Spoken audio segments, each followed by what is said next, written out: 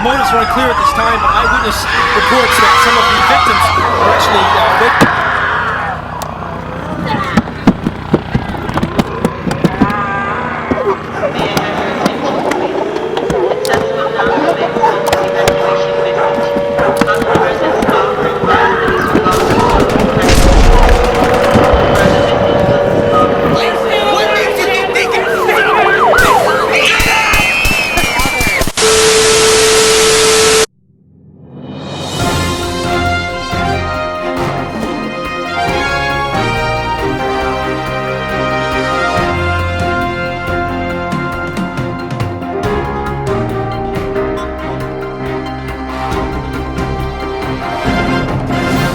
Five years ago today marks day one of the worst disaster in Minnesota history. In August of 2006, the 3.5 million people who lived in the Twin Cities were going about their lives. No one could possibly have foreseen that an entire metropolitan area would have to be blocked off to prevent the mysterious disease from spreading. The occurrence cost thousands of lives and billions of dollars. And even after 5 long years, many details still remain a mystery. Researchers have been collecting and analyzing samples to figure out what this disease is and how it spread so quickly. Dr. Elena Simonovich from the Center for Disease Control explains. It's been 5 years and we barely scratched the surface. We no longer think it's a virus. It doesn't behave like a virus. All the data points to a vicious protein strand, but we are still in the process of discovering what that is. This was a disease we never thought could occur. There was no reason behind it, no progression to let us know it even existed.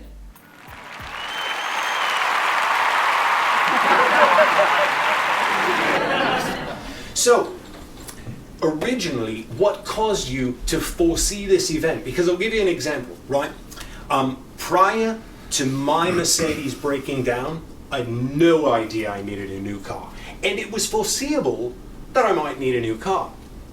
It was not foreseeable that I would not actually get a larger contract with a raise that would afford me perhaps car service, because you have to get to work. But when my car broke down, I find myself completely agog. I was quite surprised. And everyone's car eventually breaks down.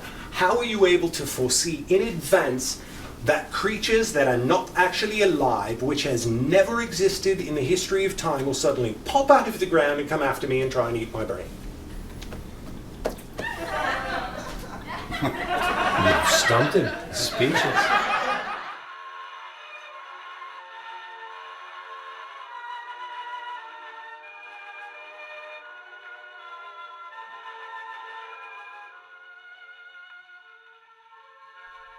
Most experts now agree that although 2006 was by far the worst flare-up, there have actually been similar documented flare-ups in recorded history.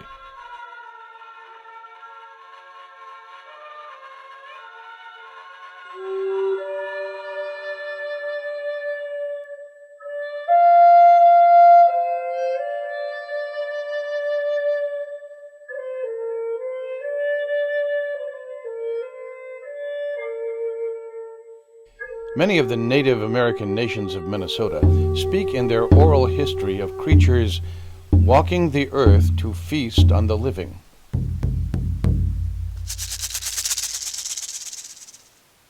It's one of the few things all of the Native people of Minnesota can agree on. The Bukadawajibin, or hungry ghost, were something to fear.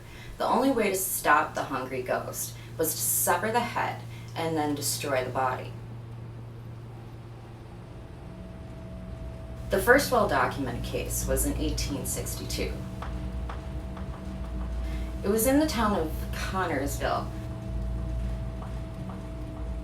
The town was attacked by some sort of crazed men. A courier was sent to Fargo to bring back a posse of men to fight off whatever was plaguing Connorsville. But when they returned, the town was abandoned.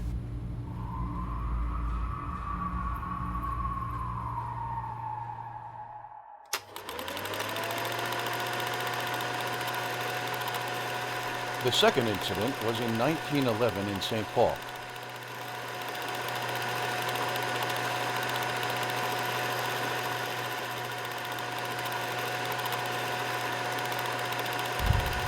This is supposedly the only surviving footage taken of the incident.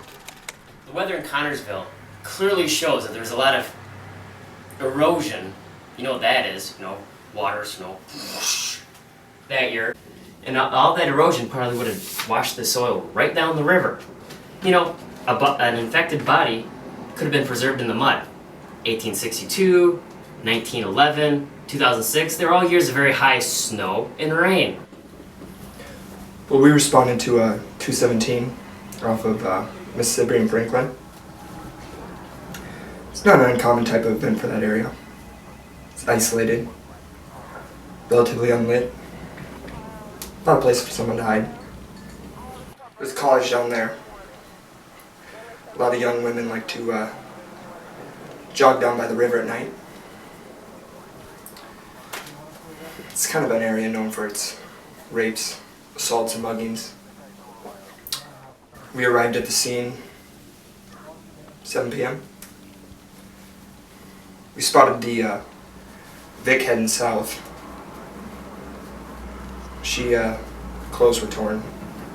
She had blood on her lower left arm. She was hysterical but responsive. Officer Mitch was trying to calm her down, and I spotted the perpetrator coming towards us from a hill. He was acting like he was on some sort of narcotics. Caucasian male, mid-20s. He didn't have a weapon, but he had blood around his lips. Upon the sight of him, the young female got very hysterical. So I approached the perpetrator, told him he was under arrest. He didn't act like he was comprehending what I was saying. So I issued him a second warning, ordering him to halt. He didn't respond. So I pulled out my gun, told him if he didn't stop, I'd use force. He didn't stop. I used force. Our Jane Doe arrived in a coma. Blood pressure 50/35, breathing was labored. Since she was in a coma, we did an MRI to rule out a concussion or an aneurysm. We couldn't find anything. She was cold, so we thought it might have been from blood loss or shock. There was no severing of any major arteries, so it couldn't have been from blood loss. There was an infection visible near the site of the wound, but it wasn't warm like most infections are. We had her under observation for a few hours, but she went into cardiac arrest and flatlined. We tried unsuccessfully to revive her several times. We called the time of death at 3:07 a.m. 10 minutes later, the security feed showed her simply just wake up. She was extremely violent and bit a nurse. It took 5 people, but eventually we managed to restrain her. I checked her vitals, but there was no heartbeat, and there was bruising on her body consistent with the early stages of rigor mortis. I called the CDC. What happens is the victim's heart rate drops and they become comatose within an hour. Then they go to cardiac arrest within 3 hours, and then they revive and become violent. We don't know what causes the violent tendencies. Perhaps the frontal lobes aren't regulating emotion, but that's all just speculative for now. I received a call from the CDC sometime in the night. I thought it was a hoax. First of all, 2 sick people do not normally constitute a pandemic. And second, why would a disease begin in Minnesota? These things always start in Africa or China. It was hard to accept their claims. We had no budget for this type of situation, and it was going to be a media circus trying to shut down a hospital and a coroner's unit. I really didn't have time for their alarmist perspectives. Bird flu had housewives stocking up on canned goods. H1N1 had people running for the fallout shelters. You see, paranoia is infectious, and I didn't want to panic on our hands. Unfortunately, it was the actions of the media, and specifically CNS4 News, that's when the real panic started.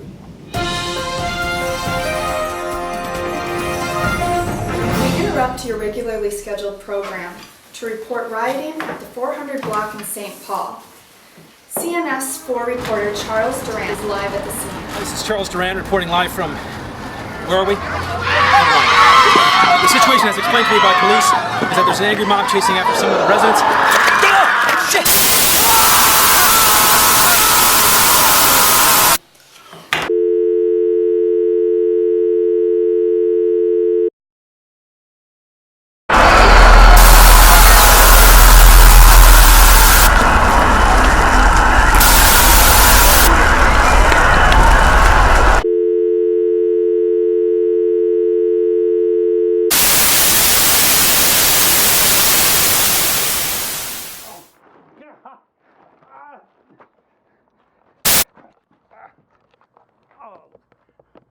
Here we have on the screen is the cameraman for CNS4 for Charles Durant. We are not able to hear anything. It sounds like maybe the audio has dropped from the transmission. And we must apologize for the technical difficulties. We're not exactly sure what is going on over there at this time. But it appears that perhaps Charles... Can you get him back? What? Get him back, will you? What's going on? Can you please do that? Just go back to that last scene, all right? We got nothing. Signal's totally lost. It's dead. They're dead? Signal's dead. Keep going. We'll keep trying.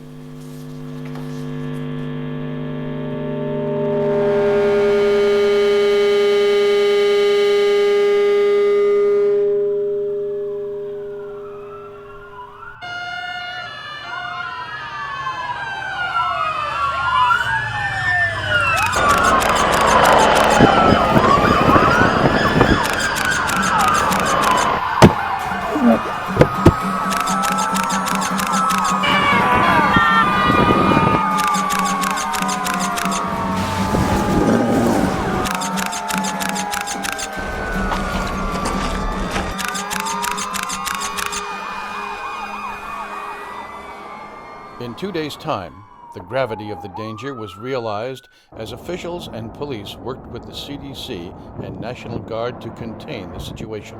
Scott Freely here, and we're actually doing an evacuation of the city right now. If you look down this way, you can see we have parts fenced off, we have everything kind of peaceful. It's looking pretty good thus far. Oh my God!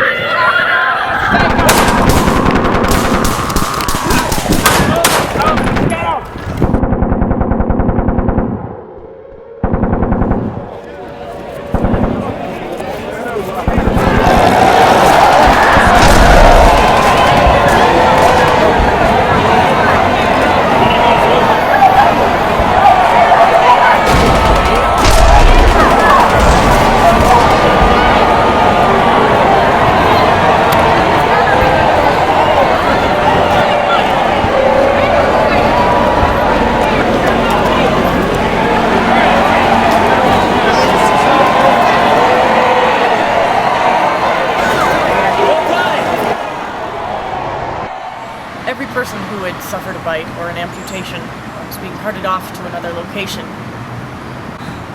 We didn't know where until just a little while ago. They were being taken to Fort Snelling to be disposed of.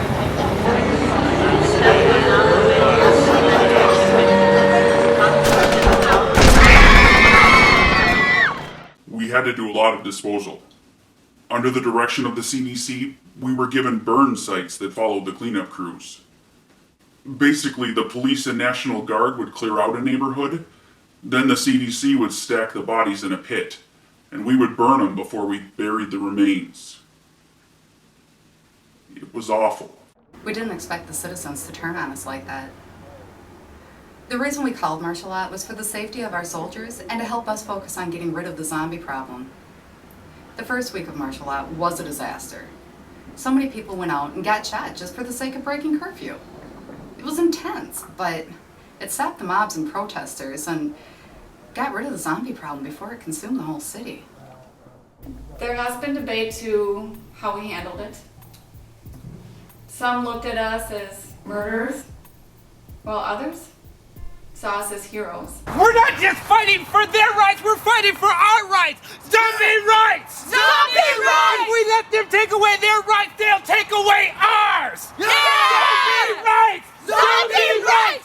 Zombie rights! Zombie rights!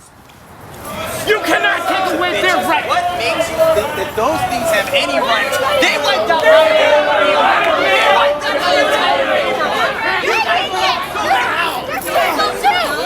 Get up! I was grateful that they took me out of the city on the third day. The guard had set up the perimeter, and they did an excellent job.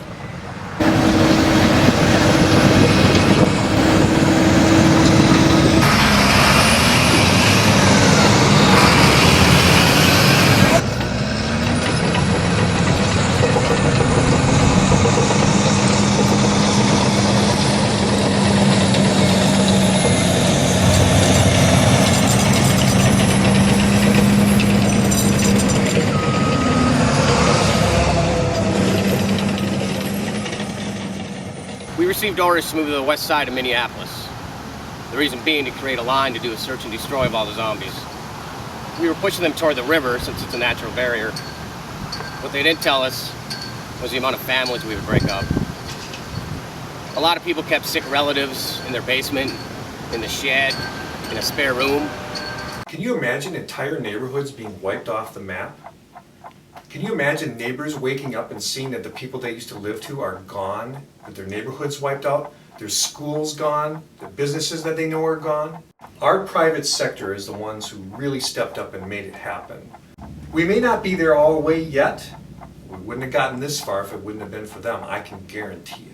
Well, I'm not taking my family downtown and putting them in any kind of danger. I appreciate that they may have said that it was safe, but I'm not in any position to determine these people's credentials. And to be honest with you, it's just not the kind of place we would go anyway. Not normally, not naturally. It's just not an aspect of our lifestyle. And I'm not taking my children down there, or my family. I'm staying here where it's safe, where we know there's been no infections reported at all in this area, and we would just much rather stay where we belong.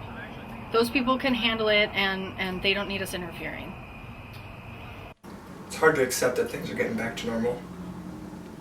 I see things getting better, but it's easy to see that we could lose control again. And I don't want to be that guy that can't let go of the war. But I've seen some things, things that really scared me. Guys come from across the country, join the force, shoot some zombies, like it was some sort of video game. They glorify what I did like I was some sort of movie action hero. To be honest, I don't think they saw how hard it was for some of us. I lost a lot of friends that got eaten. I've seen a lot of people shoot family members just as soon as they lost them to a bite. Suicides increased immensely after we gained control. A lot of people are feeling guilty. I know I was. My first news job was to cover Vietnam for CNS4. I saw some terrible things. Things I never thought would be rivaled in terms of horror and scale, and they never were. Until the August incident happened in 2006. As our program comes to an end, we see that our great state has suffered a disaster unlike anything anyone has ever seen before. As the best and brightest heroes worked to protect the public and contain the onslaught, our team at CNS4 News reported the mayhem from the front lines. My colleague of 5 years, Charles Durant, was a man of integrity. Together, we covered New York after 9/11, New Orleans during Katrina, and of course, in the streets of Minneapolis and St. Paul. Here, from CNS4, we dedicate this piece to the memory of Charles Durant.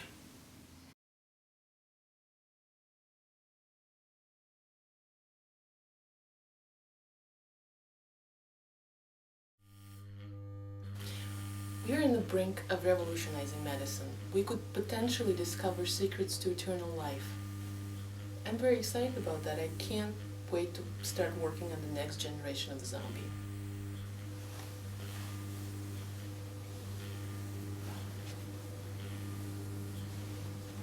Terrific. Thank you so much. Thanks. I know you're pretty busy right now. I just do have a few more questions regarding Alzheimer's and